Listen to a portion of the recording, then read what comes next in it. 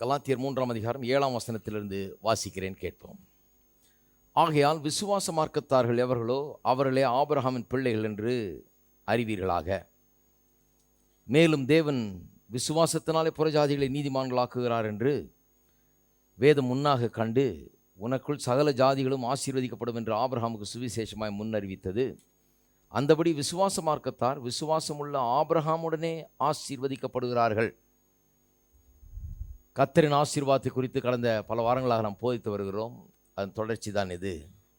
கலாத்தியர் 3ஆம் அதிகாரம் 13-14 வசனத்தில் சொல்லப்பட்டிருக்கு. மரத்திலே தூக்கப்பட்ட எவனும் சபிக்கப்பட்டவன் என்று எழுதியிருக்கிறபடி கிறிஸ்து நமக்காக சாபமாகி நியாயப்பிரமாணத்தின் சாபத்திற்கு நம்மை நீங்களாக்கி மீட்டு கொண்டார்.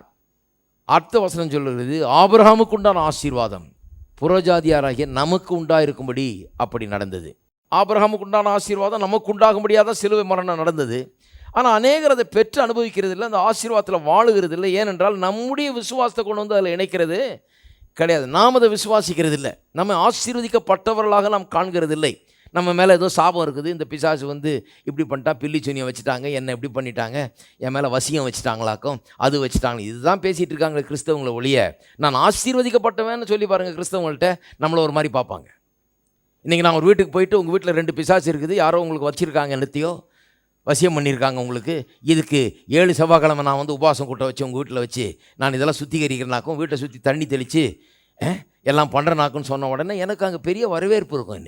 இன்றைக்கி சென்னையில் இருக்க கிறிஸ்தவர்கள் வீட்டில் பெரிய வரவேற்பு. இன்றைக்கி கிறிஸ்தவ உலகம் அப்படி தான் இருக்குது. ஆனால் நான் போய் நீங்கள் ஆசீர்வதிக்கப்பட்டவர்கள், சாபம்லாம் கிடையாது, அதெல்லாம் சிலுவையோட இயேசு அந்த சாபத்தையெல்லாம் சுமந்து தீர்த்து விட்டார். நீங்கள் ஆசீர்வதிக்கப்பட்டவர் உங்களுக்கு தெரியுமானா இவர் எங்கேருந்து வந்தார், இவர் முதல்ல நோட் பண்ணுங்கள். இவர் தப்பான உபதேசங்கள்லாம் பிரசங்கம் அப்படி தான் பேசுவாங்க. ஏன்னா அப்படி தான் இருக்குது இந்த உலகம், கிறிஸ்தவ உலகம் அப்படி தான் இருக்குது. நல்லா புரிஞ்சுக்கொள்ளணும் பாருங்கள். இந்த சாபத்தை மேஜர் பண்ணுற ஆளுகளை தான் சாபம்னு சொல்லி உனக்கு அந்த சாபம் இருக்குது, உனக்கு இந்த சாபம் இருக்குது, உனக்கு தலைமுறை ஜெனரேஷனல் கர்சஸ் இருக்குதாக்கும், அதை போக்குறதுக்கு இப்படி ஆக்கும் மருந்து, அதை போக்குறதுக்கு அவரை கூட்டு வரணுமாக்க, இவரை கூட்டு வரணும். இதே தான் நடக்குது கிறிஸ்தவ உலகத்தில். இதுதான் நடக்குது ஒழிய நான் ஆசீர்வதிக்கப்பட்டிருக்கிறேன்றதை நம்புறது ரொம்ப குறைவான பேர். கொஞ்சம் யோசித்து பாருங்கள் நீங்கள். ஆனால் நீங்கள் எவ்வளோ பெரிய பாக்கியவான்கள் இந்த சபைக்கு வருகிறீங்க. ஒரு நாளாவது உங்கள் மேலே சாபம் இருக்குது நான் சொன்னதே கிடையாது. உங்கள் மேலே சாபம் கிடையாது. மரத்திலே தூக்கப்பட்டவன் எவனும் சபிக்கப்பட்டவன் என்று எழுதியிருக்கிறபடி கிறிஸ்து நமக்காக சாபமாகி நியாயப்பிரமாணத்தின் சாபத்திலிருந்து நம்மை நீங்களாக்கி மீட்டு கொண்டார். இதைத்தான் உங்களுக்கு நான் சொல்லிட்டு இருக்கிறேன். இது குறித்து நீங்கள் சந்தோஷப்பட வேணும். இதெல்லாம் சொல்கிறதுக்கு இதுக்கு ஒரு சபை இருக்குதுன்னு சொல்லி நீங்கள் சந்தோஷப்படணும். ஏன்னா அதுக்கு தான் இந்த சபை இருக்குது. இங்கே சாபம்னு பேசிகிட்டு இருக்க மாட்டோம். இங்கே உங்களுக்கு எந்த சாபம் இருக்குன்னுலாம் சொல்ல மாட்டோம். உங்களுக்கு சாபம் கிடையாது. உங்களுக்கு என்ன இருக்குது? ஆசீர்வாதம் இருக்கிறது. எத்தனை பேர் கிறிஸ்துவின் பேரில் விசுவாசத்தை வைத்திருக்கிறீர்கள்? அப்போ உங்கள் பேரில் அந்த ஆசீர்வாதம் இருக்கிறது. எத்தனை பேர் விசுவாச மார்க்கத்தார்? எத்தனை பேர் இயேசுவை விசுவாசித்திருக்கு? விசுவாச மார்க்கத்தார்னா இயேசுவை விசுவாசித்தவங்க. 9ஆம் வசனத்தை பாருங்க, அங்கே சொல்லியிருக்குது, அந்தபடி விசுவாச மார்க்கத்தார் விசுவாசமுள்ள ஆபிரகாமுடனே, எல்லாம் சேர்ந்து வாசிப்போம், விசுவாச மார்க்கத்தார் விசுவாசமுள்ள ஆபிரகாமுடனே ஆசீர்வதிக்கப்படுகிறார்கள். அவனுடைய ஆசீர்வாதம் நம்ம மேலேயும் வந்துடுது. விசுவாச மார்க்கத்தார் விசுவாசமுள்ள ஆபிரகாமுடனே ஆசீர்வதிக்கப்படும். அப்படின்னா அவனுக்கு என்னென்னலாம் உண்டாயிருக்குதோ, என்னென்ன ஆசீர்வாதமெல்லாம் உண்டானதோ அந்த ஆசீர்வாதமெல்லாம் நமக்கு உண்டாயிருக்குது. அந்த ஆதியாகமம் 12:1-3 வரைக்கும் ஆபிரகாமை கர்த்தர் சந்தித்து சொன்ன வார்த்தைகள், அதை எண்ணி பாருங்கள். உன்னை ஆசீர்வதிப்பேன், உன்னை பெரிய ஜாதியாக ஆக்குவேன். நீங்கள் எங்கேருந்தோ ஒரு மூலையிலேருந்து வந்திருக்கலாம், சின்ன குக்கிராமத்திலேருந்து வந்திருக்கலாம், ஒன்றும் இல்லாதவர்களாக இருக்கலாம் ஒருவேளை. அதை பார்க்கக்கூடாது. பாருங்கள், இது விசுவாச மார்க்கத்தார். நாம் வந்து கண்ணில் பார்க்கறது இல்லை, வார்த்தை என்ன சொல்லுகிறதோ அதை பார்க்கிறேன். அப்போ நான் உங்களை சொல்லுகிறேன், உங்களையும் உங்கள் சந்ததியும் உங்கள் குடும்பத்தையும் கர்த்தர் பெரிய ஜாதி ஆக்குவார். ஹலோ, இருக்கீங்களா? நாங்களும் அந்த மாதிரி இதிலேருந்து தான் வந்தவங்க, எங்கேயோ ஒரு மூலையில் கிடந்தவங்க தான் நாங்களும். ஆனால் கர்த்தர் அந்த காலத்தில் எங்கள் பாட்டியம்மாவை தெரிந்து கொண்டு அவர்களை ரட்சித்து அங்கே ஆரம்பிச்சத விதை, அங்கேருந்து கர்த்தர் ஒவ்வொரு நாளும் பெரிய ஜாதியை ஆக்கி கொண்டிருக்கிறார். அப்படி ஆக்குவார் கர்த்தர். அதுதான் அது. அதை விசுவாசிக்கணும். நான் எங்கள் ஊர் அதுங்க, எங்கள் ஊரில் ஒருத்தனும் உருப்பட்டது இல்லைங்க, எங்கள் ஊரில் கஞ்சி தாங்க, எங்கள் ஊரில் ஒன்றும் இல்லைங்க, இதே பேசக்கூடாது பாருங்கள். அது வந்து நீங்கள் விசுவாச மார்க்கத்தார் இல்லை. அப்போ விசுவாச மார்க்கத்தார் யார்? கடவுள் என்ன சொல்லியிருக்கார், உங்கள் ஊர் என்னன்னு இல்லை, கடவுள் என்ன எப்படி சொல்லியிருக்கார்? நான் ஆசீர்வதிக்கப்பட்டவன் சொல்லியிருக்கிறாரு. ஆபிரகாமுடனே நான் ஆசீர்வதிக்கப்பட்டிருக்கிறேன். ஆபிரகாமுக்கு என்ன ஆசீர்வாதமோ அதே ஆசீர்வாதம் எனக்கும் உண்டாயிருக்கிறது அப்படின்னு விசுவாசிக்க வேணும். அப்போ உங்களுக்கு இருக்கிறத சொல்லாதீங்க. எனக்கு சம்பளம் 2000 ரூபா தாங்க, இது மாதத்தில் 10 நாளைக்கு கூட வர்றது இல்லைங்க, ஒரே லாட்ரி அடிச்சிட்டு இருக்குது வாழ்க்கை. இதெல்லாம் பேசக்கூடாது பாருங்கள். இதெல்லாம் என்னென்னா, இது உங்களுக்கு இருக்கிறத பேசிகிட்டு இருக்கிறீங்களோ இல்லையா, பைபிளில் இருக்கிறதே நீங்கள் பேசுறது இல்லை. அதுதான் பிரச்சனை பாருங்கள். கிறிஸ்தவர்கள் இன்றைக்கு விசுவாச மார்க்கத்தாரா இல்லை, என்ன மார்க்கத்தாராக இருக்கிறாங்க? தாங்க கண்ணில் கண்டதை அதை பேசிகிட்டு இருக்கிறாங்க. விசுவாசிகள் எத்தனை பேர் விசுவாசிகளிங்க? எல்லாம் விசுவாசின்றாங்க. நல்லா முக்கால்வாசி கிறிஸ்தவ சபைகளில் இருக்கிறதெல்லாம் அவிசுவாசி தான். ஆனால் இங்கே இருக்கவங்களாம் விசுவாசிகள். நான் சொல்கிறேன் ஏன் சொல்கிறேன்னா, சும்மா விசுவாசின்னு சொல்லிட்டா பாது, எதையும் விசுவாசிக்கிறது இல்லை அவங்க. விசுவாசி நான் ஒருத்தரை கேட்டேன், எங்கள் வீட்டில் சாபம் இருக்குதுன்னு சொல்கிறாங்க, அது இருக்குதுன்னு சொல்கிறாங்க, இது இருக்குது, அதை போக்குறதுக்கு ஏதாவது நீங்கள் ஏதாவது பண்ண முடியுமான்னார். நீங்கள் கிறிஸ்தவரான்னு கேட்டேன். ஆமாங்க, நான் விசுவாசிங்க, ஞானஸ்தானம் பெற்ற ஆவியை பெற்ற விசுவாசினார். நீ விசுவாசியே கிடையாது. என்ன விசுவாசிக்கிற நீ? சாபம் இருக்குதுன்னு விசுவாசிக்கிறதுக்கு ஒரு விசுவாசியா? அது எல்லாம் தான் விசுவாசிக்கிறான். ஊரில் இருக்க அத்தனை பேர் விசுவாசிக்கிறான். ஆசீர்வாதம் எனக்கு உண்டு என்று விசுவாசிக்கிறவன் தான் விசுவாசி. இருக்கீங்களா? எத்தனை பேர் இப்போ விசுவாசிகளாக இருக்கிறீங்க? விசுவாசினா ரொம்ப மேன்மையான ஒரு ஸ்தானம். அது விசுவாச மார்க்கத்தார். நம்ம வேறு விதமான ஆட்கள். அந்த காலத்தில் இந்த லிவிங் பை ஃபெய்த், விசுவாச வாழ்க்கைன்றதை ஒரு இதாக ஆக்கிட்டாங்க பாருங்கள். அவர் கவர்மெண்ட் உத்தியோகத்தில் இருக்கிறாருங்க, நான் ஃபெய்த்தில் இருக்கிறேன் அப்படி. அப்போ ஃபெய்த்தில் இருக்கிறவன் ஒன்றும் இல்லாதவன்ற மாதிரி ஆகிடுச்சு. இப்படிலாம் சொல்லி சொல்லி சொல்லி இந்த விசுவாச மார்க்கத்தை ஒன்றும் இல்லாத மார்க்கம் ஆக்கிட்டாங்க. நான் சொல்கிறேன், விசுவாச மார்க்கம் தான் உன்னதமான மார்க்கம். விசுவாச மார்க்கம் ஒருவனை உயர்த்துகிறது, ஒருத்தனை ஆளாக்குகிறது. அப்போ கொஞ்சம் யோசித்து பார்க்க வேணும். அப்போ நீங்களும் நானும் எந்த மார்க்கத்தார்? வெறும் கிறிஸ்தவ மார்க்கத்தார் இல்லை, விசுவாச மார்க்கத்தார். இந்த கிறிஸ்தவத்தில் பல விதம் இருக்குது, இதில் விசுவாச மார்க்கத்தார். இந்த விசுவாச மார்க்கத்தாராக இருக்கிறவர்கள் கண்ணால் பார்க்கறத பார்த்து அதன்படி நடக்கிறது இல்லை. தங்கள் பிரச்சனை, தங்கள் தாழ்வு, தங்கள் தாழ்ச்சி, தங்களுடைய இல்லாமை, தங்களுடைய வறுமை, தங்களுக்கு எது போதலை பத்தலை, இதையே பார்த்து பேசிகிட்டு இருக்கவங்க விசுவாச மார்க்கத்தார் அல்ல. விசுவாச மார்க்கத்தார் என்னுடைய தேவன் என் குறைகள் எல்லாம் தம்முடைய ஐஸ்வரியத்தின்படி சந்திக்கிறார்னு அதையே பார்த்துக்கிட்டு அதையே பேசிகிட்டு இருக்கவங்க தான் விசுவாச மார்க்கத்தார். ஒரு வீட்டுக்கு போய் ஒரு ஆள்கிட்ட பேசணுன்னே சொல்லிடலாம், விசுவாச மார்க்கத்தாரா இல்லை எந்த மார்க்கத்தாருன்னு, எந்த சபைன்னு சொல்லிடலாம். பேரெல்லாம் பெருசாக இருக்கும், ஆனால் வாயில் வர்ற பேச்சு ஒன்றுமே பெருசாக இருக்குது. அந்த ஆசீர்வாதத்தை பற்றி ஒரு பேச்சும் வார்த்தை வாயிலது வரவே வராது. நீங்கள் ஆசீர்வதிக்கப்பட்டிருக்கீங்கன்னா அப்படியே உட்காந்துருப்பாங்க. இவர் என்னத்தை பெருசாக சொல்கிறாரு? யாராவது பேய் இருக்குதுன்னு சொன்னால் தான் அவன் சரியான ஆள். நான் அதை விரட்டுறேன்னு சொன்னோன்னா பெரிய ஆள், ஆஹா இவர் விரட்டுவாரான், இவர் பண்ணுவாரான் அப்படின்னு. நான் சொல்லுகிறேன், விசுவாச மார்க்கத்தாராகிய நாம் ஆபிரகாமுடனே ஆசீர்வதிக்கப்பட்டிருக்கிறோம். 9ஆம் வசனத்தை அப்படி நோட் பண்ணுங்க. விசுவாச மார்க்கத்தார் நாம் ஆபிரகாமுடனே கூட நாம் ஆசீர்வதிக்கப்பட்டிருக்கிறார்கள். விசுவாச மார்க்கத்தாரெல்லாம். அப்போ ஆபிரகாமுக்கு என்ன ஆசீர்வாதம்? உங்களுடைய ஜாதியை பெரிய ஜாதியாக்குவேன், அது என்னுடைய ஆசீர்வாதம், அது உங்களுடைய ஆசீர்வாதம். உங்களுடைய குடும்பம், உங்களுடைய ஜாதி, உங்களுடைய சந்ததி பெரிய ஜாதி ஆக வேணும், பெரிய சந்ததி ஆக வேணும். இன்றைக்கு இருக்கிறது அந்த உங்கள் நிலை இல்லை, கர்த்தர் சொல்லியிருக்கிறது தான் உங்கள் நிலை. அந்த விசுவாச பயணத்தை நீங்கள் மேற்கொண்டிருக்கிறீர்கள். கர்த்தர் நிச்சயமாக பெரிய ஜாதியாக ஆக்குவார். எல்லாரும் பார்த்து ஆச்சரியப்படத்தக்க அளவுக்கு உங்கள் ஜாதியை பெரிய ஜாதியாக ஆக்குவார். அப்போ அந்த ஜாதியெல்லாம் விட்டுறணும். நான் எந்த ஜாதியிலேருந்து வந்தேங்க, நாங்கள் கீழ் ஜாதியிலேருந்து வந்தேன்னார் ஒருத்தர். அப்போ அங்கேயே இருக்க வேண்டியது தான். இது எப்போ பார்த்தாலும் ஐடென்டிட்டி அங்கே தான் போகுது. நாங்கள் ஒதுக்கப்பட்ட ஜாதிங்க, ஒடுக்கப்பட்ட ஜாதிங்க, நாங்கள் கீழ் ஜாதியில். நம்ம அந்த ஜாதி இல்லைங்க, நாங்கள் விசுவாச ஜாதி, தேவனுடைய ஜாதி. ஹலோ, கர்த்தர் அதாவது தன் ஜாதியின்படி உண்டாக்குனாராம் ஆதியில். மனுஷனை எந்த ஜாதியின்படி உண்டாக்குனார்? மனுஷனை உண்டாக்கும்போது தம்முடைய சாயலின்படியும் தம்முடைய ரூபத்தின்படியும் உண்டாக்குனார்.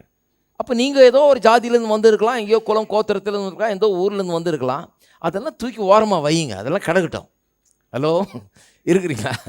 அதெல்லாம் தூக்கி ஓரமாக வச்சிடணும், அதெல்லாம் கிடக்கட்டும். எந்த ஜாதியை பற்றி பேசணும்? நான் விசுவாச ஜாதி, மேலே வர்ற ஜாதி, தலைக்கிற ஜாதி, ஓங்குகிற ஜாதி, மேலே போய்கிட்டே இருக்கிற ஜாதி. என்ன யாரும் ஒடுக்கவே முடியாது. நான் ஒடுக்கப்பட்ட ஜாதி இல்லை. சிலர் சொல்கிறாங்க, நாங்கள் உங்களை தூக்கி விட போகிறோம், ஒடுக்கப்பட்டவர்கள் நாங்கள் யார் தூக்கி விட்டதா எனக்கு தெரியாது. யார் தூக்கி விடுற ஆள்லாம் கிடையாது, எனக்கு ஒருத்தர் தான் தெரியும், ஆண்டவர் தான் தூக்கி விடுறாரு. நான் சொல்கிறேன், கர்த்தரை நம்புங்கள். இவங்கெல்லாம் தூக்கி விட மாட்டாங்க, அவங்கள தூக்கி விட்டுக்கிறாங்க. அவங்க தூக்கிட்டு போட்டோம். நீங்கள் அவங்கள நம்பிக்கிட்டு அவங்க பின்னால் போனீங்கன்னா அவங்கள தூக்கி விட்டுக்குவாங்க, உங்களை உபயோகப்படுத்திக்குவாங்க, அவ்வளோதான் ஒழிய தங்களை தூக்கி விட்டுக்குவாங்க. நான் சொல்கிற இந்த ஆண்டவர் உங்களுக்காக வந்து உங்களுடைய சாபம் நீங்கி உங்களுக்கு ஆசீர்வாதம் உண்டாகும்படியாக வந்தவர். உங்களை இந்த வாழ்க்கையில் தூக்கி விடுகிறவர் யார்? உங்களை பெரிய ஜாதியாக்குற ஒரே ஒருத்தர் தான் உண்டு, அவர் இயேசு கிறிஸ்து. அது கல்வாரி சிலுவையின் மூலமாக அவர் செய்து முடித்தார். உங்களுடைய நம்பிக்கையெல்லாம் அதன் மேலே வையுங்க, மனுஷன் மேலே வைக்காதீங்க. இவங்க உயர்த்துறாங்களா, இவங்க நம்மளை தூக்கி விடுறாங்களா, இவங்க நமக்கு சலுகை வாங்கி தர்றாங்களா, அவங்க சலுகை, எந்த சலுகையும் தேவையில்லைங்க. நாங்கள் மேலே வருவோம். ஏன்னா எங்களுக்கு சலுகையில் நாங்கள் வாழலை, ஆசீர்வாதத்தில் வாழ்ந்து கொண்டிருக்கிறோம். சலுகையில் வாழணுமா, அப்படி வாழணுங்க, அது வேற. நான் வாழ விரும்பல சலுகையில், எந்த சலுகையும் வேணாம் எனக்கு. ஹலோ, ஏதாவது சலுகை உண்டா? ஆபிரகாமின் பிள்ளைகள் சலுகை கேட்கக்கூடாது. ஆபிரகாமின் பிள்ளைகள் உன்னதமானவர்கள், ஆசீர்வதிக்கப்பட்டவர்கள். நம்ம ஆசீர்வாதத்தில் வாழ்ந்துகிட்டு இருக்கிறோம், சலுகையெல்லாம் போய் கேட்டுட்டு இருக்கக்கூடாது. எந்த சலுகை வேணாம் போ, ஆசீர்வாதத்தில் நான் வாழ்ந்துக்கிறேன். எத்தனை பேர் ஆசீர்வாதத்தில் வாழுகிறவர்கள்? அப்போ இந்த சலுகை அது இது இதெல்லாம் தூக்கி ஓரமாக வச்சிடணும். எந்த சலுகை கிடைக்குமா, அது ஏதாவது சலுகை கிடைக்குமா பிரதர்? ஒருத்தர் கேட்டால், உங்கள் சபையில் கேட்டால் என்ன சலுகை உண்டு? இந்த சபையில் சலுகைலாம் உண்டு இல்லை, சலுகையெல்லாம் தூக்கி உடைச்சிடுவோம், நாங்கள் ஒன்றும் இல்லாமல் ஆக்கிடுவோம். இந்த சபையில் ஆசீர்வாதம் உண்டு, ஆசீர்வாதத்தை போதிக்கிறோம். இது சலுகையை சொல்லித்தர சபையில், இது ஆசீர்வாதத்தை சொல்லித்தர சபை, ஆசீர்வாதத்தில் வாழுகிறவர்கள். அப்போ தலை நிமிர்ந்து நடங்க. சலுகை சலுகை சலுகைன்னு சலுகை பின்னாலே போயிட்டு இருக்காதீங்க. இந்த உலகத்தாருக்கு உங்களுக்கு என்ன வித்தியாசம் இருக்குது? அப்போ விசுவாச மார்க்கத்தாருக்கு நமக்கு என்ன வித்தியாசம் இருக்குது?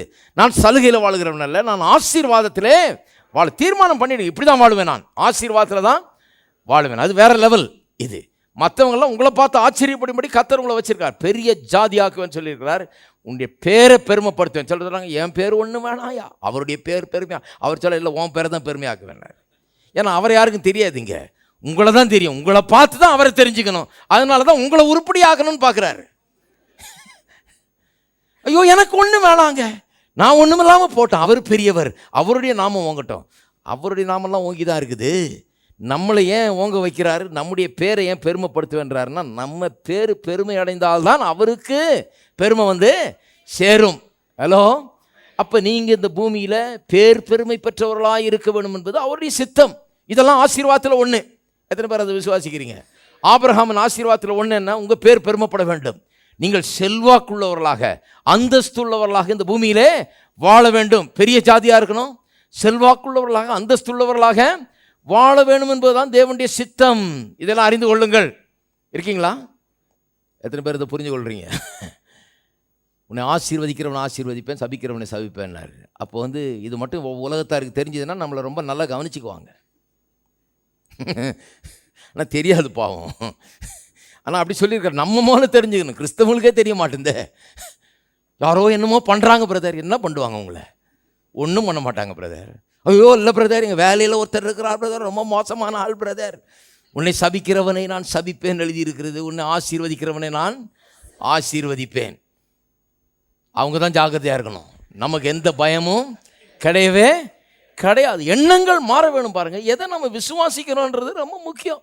ஓ இல்லை பிரதர், எல்லாரும் எனக்கு விரோதமாக வந்து என்னமோ பண்ணிட்டு இருக்கிறாங்க பிரதர், என் காலடியிலேருந்து மண் எடுத்தாங்கன்றார் ஒருத்தர். நான் சொன்ன, ஒருவேளை உங்கள் பாதம் ரொம்ப புனித பாதமாக இருக்கும் போல இருக்குது, அதுலேருந்து எடுத்துகிட்டு போட்டுமே மண். என்ன பண்ண போற? இல்லை பிரதர், வீட்டில் போய் என்னமோ பண்ணுறாங்க பிரதர், எலுமிச்சம்பழம் சுற்றி போட்டாங்களாம் பிரதர். நல்லா லைம் ஜூஸ் கலக்கி குடிங்க,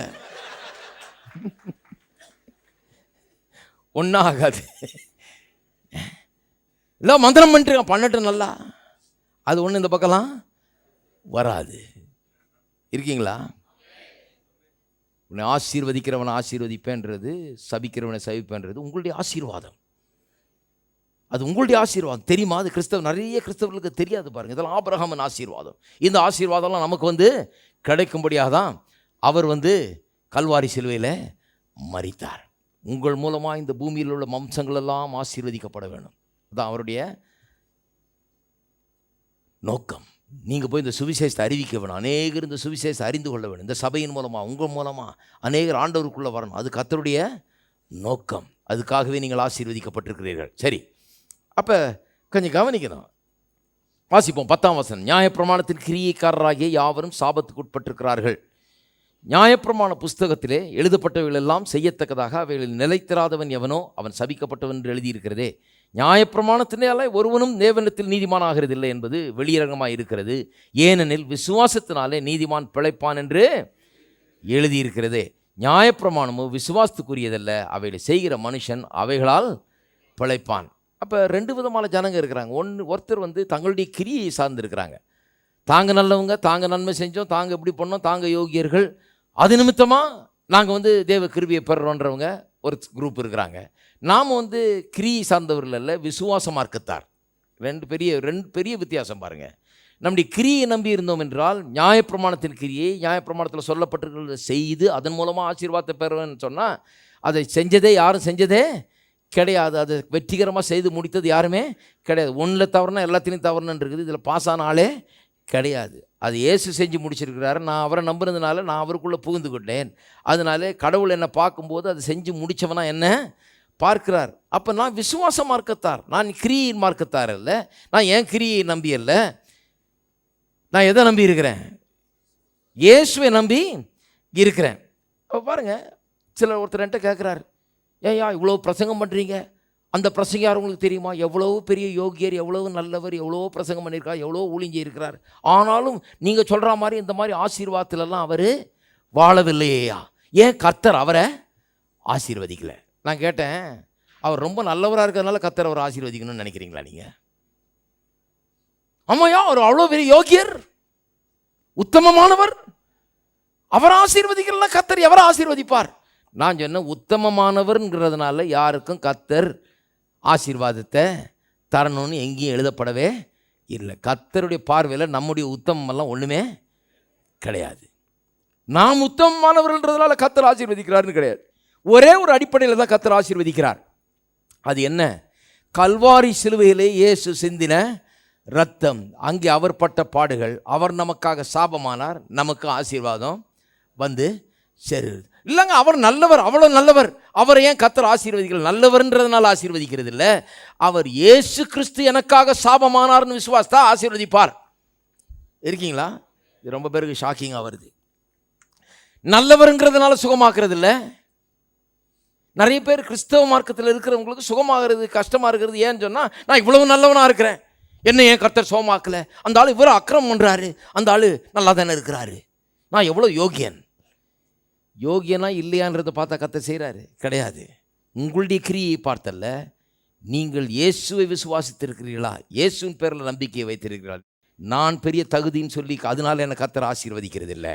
நான் ஆண்டவராகி இயேசு எனக்காக சாபமானார் என்பதை விசுவாசிக்கிறேன். நான் பெரிய யோகியா, அதனால் எனக்கு கர்த்தர் ஆசீர்வாதத்தை தர்றாருல்ல. இயேசு எனக்காக மரித்து சாபமாகி ஆசீர்வாதத்தை எனக்கு சொந்தமாக்கினார். இது வேற லெவல். இது நான் மட்டும் இல்லை, நீங்களும் அப்படி தான் ஆசீர்வதிக்கப்படுகிறீர்கள். அப்போ பாருங்கள், ரொம்ப பெரிய வித்தியாசம் இருக்குது. நான் யோகியன், நான் ரொம்ப நல்லவன், அவர் ரொம்ப கெட்டவராக, அவர் எப்படி இருக்கிறார் பாருங்கள். இப்படியே பண்ணிகிட்டு இருந்தாலே விசுவாசத்தில் வாழவே முடியாது. விசுவாசம் என்கிறது நீங்கள் எவ்வளோ யோகியர்ன்றது இல்லை, இயேசு நமக்காக செய்ததை வச்சு தான் நமக்கு ஆசீர்வாதம் உண்டாகிறது ஒழிய நாம் என்ன செஞ்சோன்றதை வச்சு நமக்கு ஆசீர்வாதம் உண்டாகிறது கிடையவே கிடையாது. அப்போ அதை விடுவோம். அவர் எனக்கு என்ன செய்தார்? நான் யோகியனாக வாழ வேண்டும் தான், நான் நல்லவனாக இருக்க வேண்டும் தான், நான் கர்த்தருடைய வார்த்தையின்படி செய்ய வேண்டும் தான், நான் சீராக வாழணும், ஒழுங்காக வாழணும், பாவம் செய்யக்கூடாது, எல்லாம் பண்ணக்கூடாது. எல்லாம் இதுக்கெல்லாம் என்ன பலன்? இதுக்கெல்லாம் கர்த்தர் ரிவார்டை தர்றார், நமக்கு பலனை தருகிறாரு. ஆனால் அந்த பலன் இந்த மாதிரி கிடையாது. அது நமக்கு கடைசி நாளில் நமக்கு அதுக்கேற்ற பலனை கர்த்தர் நமக்கு தருகிறார் ஒழிய, இன்றைக்கு நான் பெற்றுக்கொள்ளக்கூடிய ஆசீர்வாதங்கள் எல்லாம் கிறிஸ்து இயேசு எனக்காக சாபமானார் அடிப்படையில் தான் எனக்கு கிடைக்கிறது. இருக்கிறீங்களா? அவர் ஏற்கனவே என்னுடைய ஆசீர்வாதத்துக்காக எல்லாவற்றையும் செய்து முடித்து விட்டார். அவர் என்ன செய்திருக்கிறார்ங்கிற அடிப்படையில் தான் எனக்கு ஆசீர்வாதம் உண்டாகிறது. எனக்கு சுகம் உண்டாகிறது எப்படி? அவர் என்ன செய்திருக்கிறார்ங்கிற அடிப்படையில், நான் என்ன செய்திருக்கிறேன் என்ற அடிப்படையில் கிடையாது. இருக்கிறீங்களா? அப்போ ஆபிரகாம் ஆசீர்வதிக்கப்பட்டான், நாமும் அவனோட கூட ஆசீர்வதிக்கப்பட்டிருக்கிறோம். முக்கியமாக கவனிக்க வேண்டியது, நாம் சாபத்திலிருந்து மீட்கப்பட்டிருக்கிறோம். இதை கிறிஸ்தவர்கள் நல்லா புரிந்து கொள்ளலை. இதை மட்டும் புரிந்து கொண்டிருந்தால் இன்றைக்கி ஒரே சத்தம் போட்டு ஒரு ஆமென் சொல்லியிருப்பீங்க. இதை இன்னும் நல்லா புரிந்து கொள்ளணும். இதை டீல் பண்ண போகிறேன் நான். எப்படி சாபத்திலிருந்து நம்ம மீட்டு இந்த சாப மனப்பான்மையை நீக்க வேணும் மக்கள்கிட்ட. அப்போ தான் ஆசீர்வாதத்தில் அவர் வாழ முடியும்.